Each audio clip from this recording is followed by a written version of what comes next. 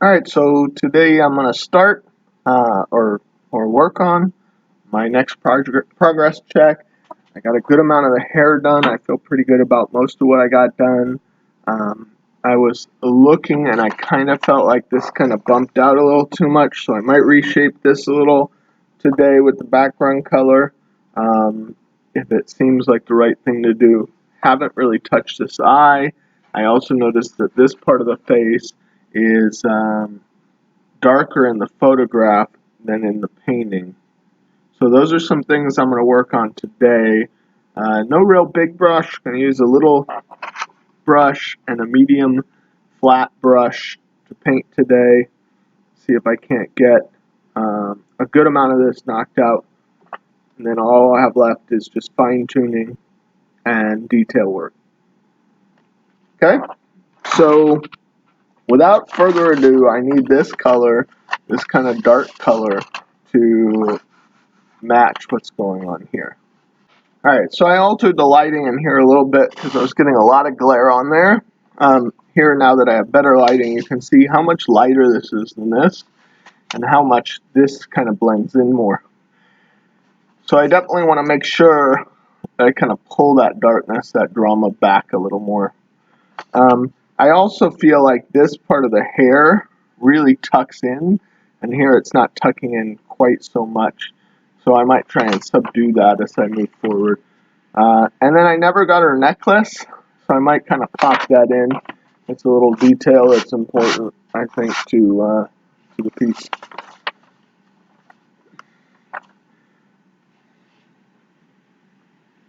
So mixing up some color.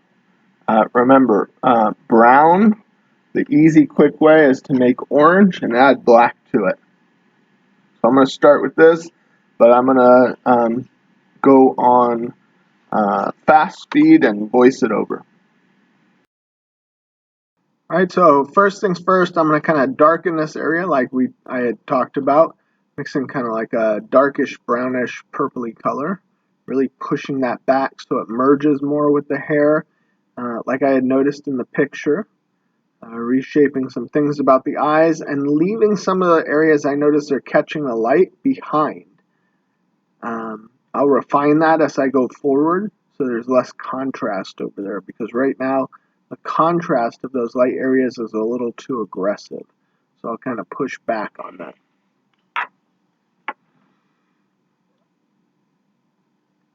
Using a dark color to get the eye line and reshape the eye a little.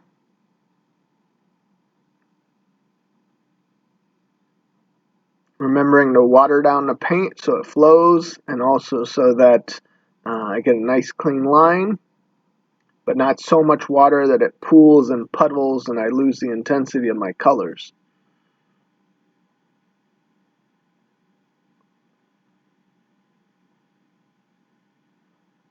I felt like the whole eye was too dark. Too light. It was popping too much, so I kind of darkened the whole eye, especially on the far left corner. Let a little bit of that light show on the right side, and then just blacking in the eye where the iris and the pupil are. Although some light is reflecting through the cornea and catching, I will get a little pop of that color in the eyeball or in the iris. Okay, just fine tuning here. This is what I mean when I say fine tuning. I'm looking for little things that I can change and shift. Miss the eyelid on the bottom. Adding a little color here and there. Looking at the picture for the answers at all times. So when I'm trying to figure out what to fix, I look at the picture and I look at my painting, and it's like one of those old puzzles. What's different? And then I try and figure out what's different, and then I try and fix it so that it's not different anymore.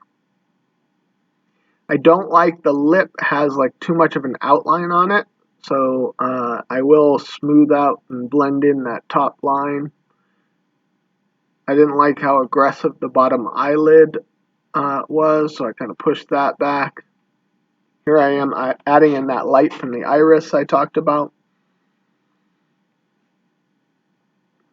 Letting some of that color be pretty strong. Popping some reflected lights in there. with a whitish blue color.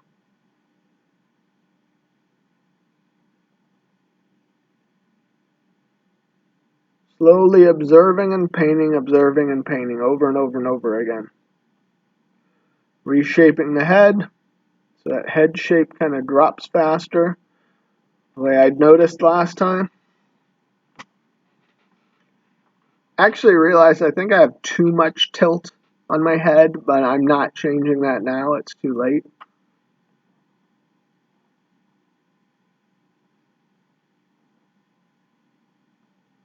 Subduing some of the lights, pushing some of the darks back.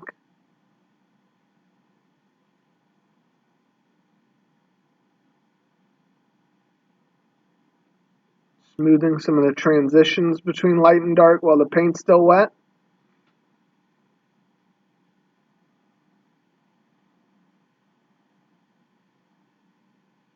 Working on the shadow on the arm. The arm was all light, and I just noticed that the left part of that arm is kind of shadowed. It helps make the arm look three-dimensional and like it's turning in space. So I'm kind of keep adding the darks and then pushing back with the lights, blending it out, trying to get that dimensional effect, making it look like it's really three-dimensional.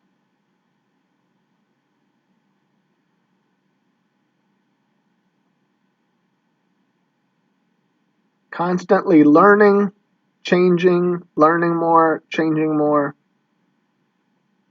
It's really important to just keep building this. Getting rid of some of the dark outlines on the lips. But I'm leaving that crack in between the lips dark. One of the few places I'll leave a line behind.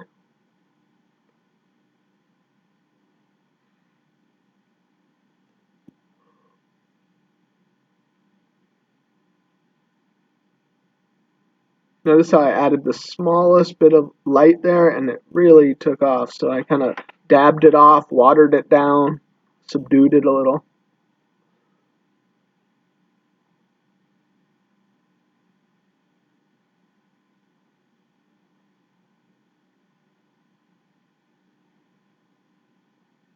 Trying to bring those shadows in a little.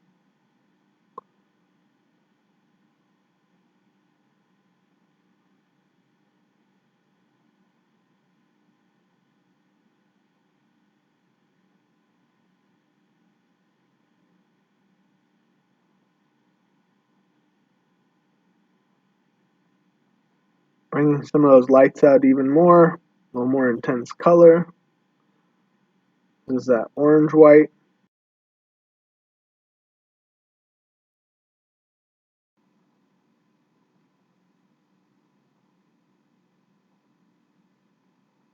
Just kind of fine-tuning some of these transitions here, making sure that it's crisp where it should be crisp, but not too crisp where it shouldn't. Laying some darks in, getting a little more variety in the hair there. Some of the highlights that were maybe a little too aggressive, I kind of pushed back on them with some watered down color. I tried putting the necklace in. I end up painting over it because I don't really like the way it turned out. But this is the end of the Progress Check 4. Hopefully you guys got a lot done and your paintings are starting to look amazing. Don't forget to turn them in every time.